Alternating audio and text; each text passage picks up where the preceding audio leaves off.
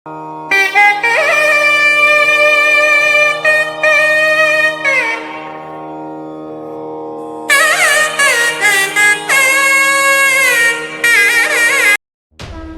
வணக்கம்.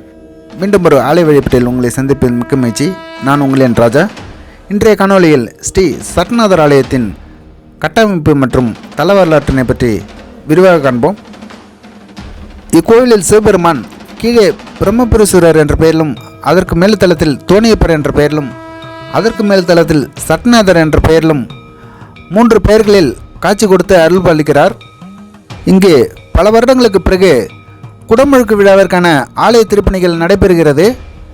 நன்கொடை செய்ய விரும்புவோர்கள் ஆலய நிர்வாகத்தை தொடர்பு கொள்ளுங்கள். ஆலய திருப்பணி நடைபெறுவதால் கீழே உள்ள பிரம்மபுரீஸ்வரரை தற்சமயம் நேரடியாக சென்று தரிசிக்க இயலாது. நால்வரில் ஒருவரான திருஞான சம்பந்தர் பிறந்த ஊர் இந்த சீர்காழிதான். இங்கே அவருக்கென்று தனி சந்நிதி அமைக்கப்பட்டுள்ளது. இந்த ஸ்தலம் மூவரால் பாடல் பெற்ற ஸ்தலம் என்ற பெருமைக்குரியது. இந்த வழியாக சென்றுதான் சிவனை தற்சமயம் தரிசிக்க இயலும். இடதுபுறமாக தெரிகின்ற சன்னதிதான் திருஞான சம்பந்தருக்கு கட்டப்பட்ட தனி சன்னதி. அடுத்து நாம் பார்ப்பது 63 நாயன்மார்களின் சன்னதி. தேவார பாடல் பெற்ற மொத்தம் 274 ஸ்தலங்களில் இது 14வது ஸ்தலம் என்ற பெருமைக்குரியது. 63 நாயன்மார்களை தொடர்ந்து இறுதியில் சப்தமாதாக்கள் சிலைகள் வைக்கப்பட்டுள்ளன. கோவிலானது சீர்காழியின் நகரப்பகுதியில் அமைந்துள்ளது. இவ்வூரின் வழியாகத்தான் சிதம்பரத்திலிருந்து வைத்தீஸ்வரன் கோவில், மயிலாடுதுறை, கும்பகோணம் செல்லும் பேருந்தும், காரைக்கால், நாகப்பட்டினம், வேளாங்கண்ணி செல்லும் பேருந்தும் கட்டாயமாக நின்று செல்லும். ஆனால் பேருந்து நிலையத்திலிருந்து கோவிலுக்கு சிறு தூரம் நடக்க வேண்டும். இப்போது நாம் பார்ப்பது ஸ்ரீ மேதா தட்சிணாமூர்த்தி சன்னதி.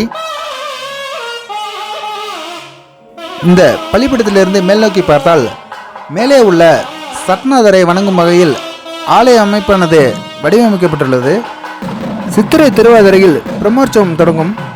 இதில் 2ஆம் நாள் சம்பந்தருக்கு அம்பாள் பால் தந்த உற்சவம் பிரம்ம தீர்த்தத்தின் கரையில் நடக்கிறது. அன்றைய தினம் ஞானசம்பந்தருக்கு நைவேத்தியம் செய்த பாலை பிரசாதமாக பக்தர்களுக்கு கொடுக்கிறார்கள். அதனை சாப்பிட்டால் மறுபிறவி கிடையாது என்பது ஐதீகம். இந்த வழியாக மேலே செல்ல முடியாது, கதவுகள் பூட்டப்பட்டுள்ளன. இங்கு 5 ரூபாய் கட்டணம் செலுத்தி இவ்வழியாக மேலே சென்றால் தோணியப்பர் மற்றும் சட்நாதரை தரிசிக்கலாம். சுமார் 50 படிக்கட்டுகள் மேலே ஏறினால் தோணியப்பர் சன்னதி வரும். தோணியப்பர் இங்கு உமா மகேஸ்வரராக காட்சியளிக்கிறார். உலகில் வேறு எங்கும் இல்லாத வகையில் 16 அடி உயரத்தில் பிரம்மாண்டமாக கையில் உடுக்கை சூலம் ஏதும் இல்லாமல், கழுத்தில் நாகம் இல்லாமலும் சாந்தரூபமாக காட்சியளிக்கிறார்.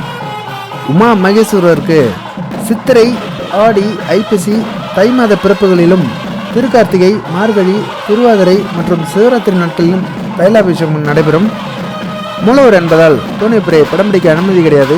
இனி வாருங்கள் சட்நாதர் சந்நிதிக்கு செல்லும் வழியை பார்ப்போம். எல்லா சிவாலயங்களும் இரவு 9 மணிக்கு மேல் நடை சாற்றப்படும். ஆனால் உலகில் எங்கும் இல்லாத வகையில் இங்கு மட்டும் ஒவ்வொரு வாரம் வெள்ளிக்கிழமையும் நள்ளிரவில் பூஜைகளும் ஆராதனைகளும் விசேஷமாக நடைபெறும் என்று கூறுகின்றனர். இங்கே தெரிகின்ற உண்டியல் பெட்டிக்கு மேலேதான் சட்நாதர் தெற்கு நோக்கி காட்சியளிக்கிறார். வெள்ளிக்கிழமையில் வரும் விசேஷ பூஜையில் கலந்து கொள்ளும் பக்தர்கள் ஆண்களாக இருந்தால் மேல் சட்டை இல்லாமலும், பெண்களாக இருந்தால் தலையில் பூ இல்லாமலும் வர வேண்டும். கோவில்களிலும் தேங்காயை உடைத்து வழிபடுவதுதான் வழக்கம்.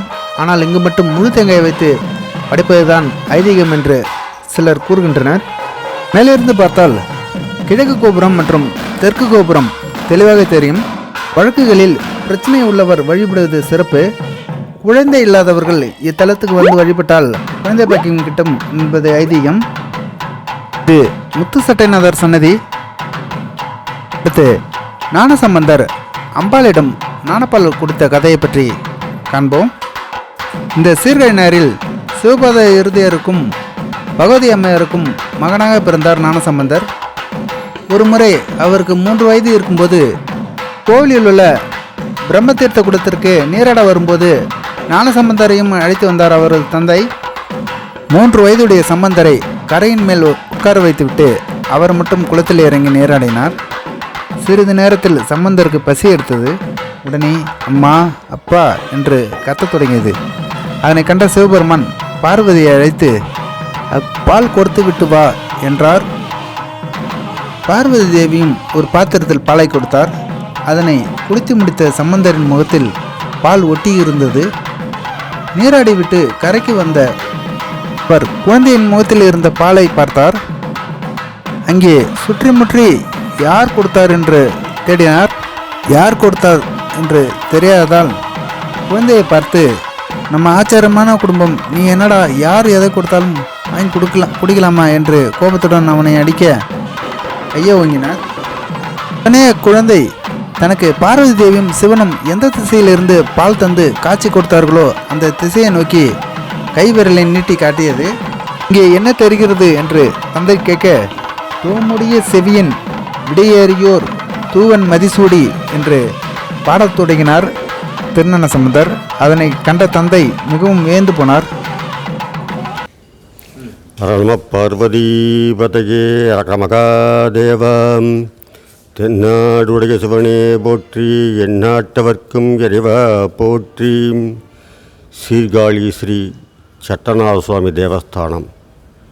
இது தற்சமயம் ஸ்ரீலஸ்ரீ சன்னிதானம் 27வது குருமகா சன்னிதானம் தற்பொழுது ஆட்சி செய்து வருகிறார். சீர்காழியில் ஈஸ்வரனுக்கு இங்கே 3 தத்துவம். ஈஸ்வரனே இங்கே லிங்கம், குரு, சங்கமம்.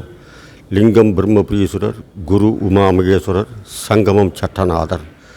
சிவனுடைய வழிபாடு 3 விதமான வழிபாடு. உருவமான, அருபமான, உருவமான வழிபாடுகள். உருவமாக சுவாமி இங்கு உமாமகேஸ்வரர், உருவமாக பிரம்மபுரீஸ்வரர், அருபமாக இங்கு அஷ்டபைரவர், ஆனந்த பைரவர். இந்த ஊருக்கு 12 திருப்பெயர்கள்.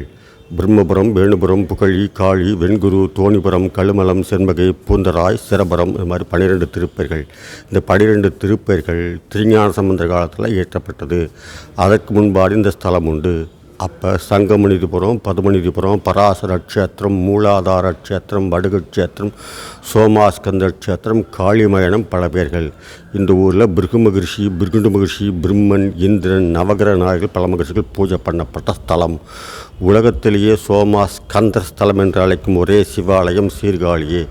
சுவாமி பிரம்மபுரீஸ்வரர், அம்பாள் ஸ்திரசுந்தராகிய திரிபுர சுந்தரி, நடுவில் சம்பந்த பெருமானுக்கு தனி கோவில். அதனால் சோமாஸ்கந்தர் ஆலயம். இதுக்கப்புறம் தான் சோமாஸ்கந்தரே உருவானது.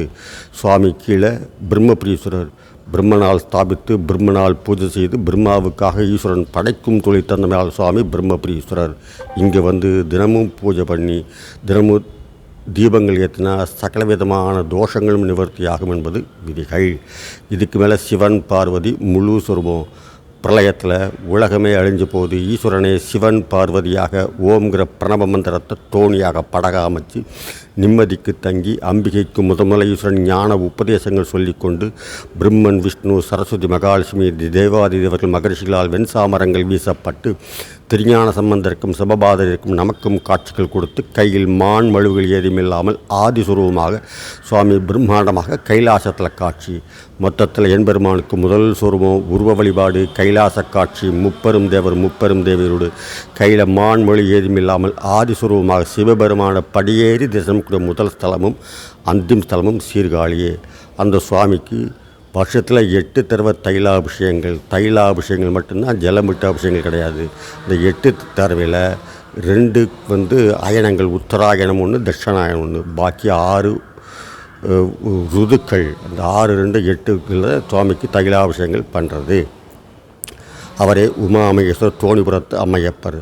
இந்த க்ஷேத்திரத்துக்கு வந்தால் குழந்தை பேர் இல்லாதவங்கள், நம்முடைய வாய் கொஞ்சம் பேசாதவங்கள், நம்முடைய காரியங்கள் அனைத்தும் சித்தியாவதற்கு பிரதட்சணம் பண்ணி சுவாமியை வேண்டினோம்னாக்க சகல விதமான அனுகிரகங்களும் கிடைக்கும். இதற்கு மேலே சுவாமி சங்கம சுரூபமாக சட்டநாதராக ஆகாச பைரவர்.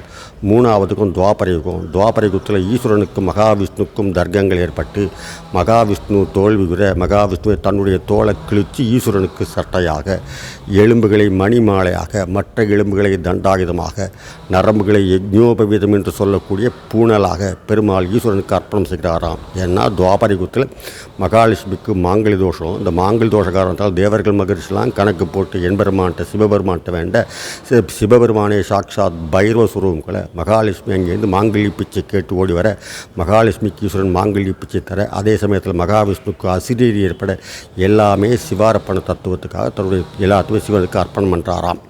அதனால் அவருக்கு ஒவ்வொரு வெள்ளிக்கிழமை ராத்திரியில் புணுக்கு சட்டம் சாத்தி வடமாலைகள் சாத்தி தீபாராதனை. சுக்கிர பகவான் இங்கு பூஜைக்கு வருவார். எல்லா சிவாலயங்களும் போயிட்டு கடைசியில் பைரவ ஸ்தலத்துக்கு வரும்போது நாளி ஆயிடுது. அப்புறம் சுக்கிர பகவான் இங்கே கட்டவர்கள் தபசிருக்கிறார்.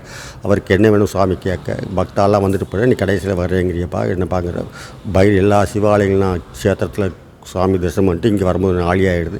கொஞ்சம் நீ எனக்காக அனுகிரகம் பண்ணக்கூடாது சுவாமிகிட்ட வேண்டாம். சுக்கிர பகவானுக்காக சுவாமி இங்கே அனுகிரகம் பண்ணி அவரே இங்கு வந்து சுவாமிக்கு புணுகு சட்டம் சாத்துவதாக ஐதீகங்கள். இது இப்போ இருந்து துவாபரயுகத்திலிருந்தே நடந்துட்டுருக்கு. இது பைரவ ஸ்தலம்.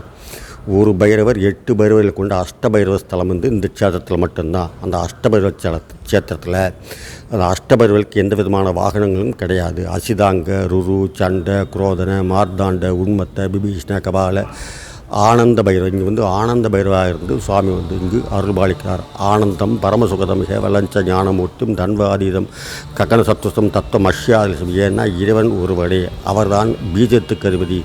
இங்கே சுவாமி சட்டநாதருக்கு முழு தேங்காயை வச்சு தான் படைக்கிறது உண்டு. வேறு இந்த இந்தியாவிலேயே எல்லா இடத்துலையும் தேங்காயை உடைச்சி கொடுக்குற பழக்கங்கள்லாம் உண்டு.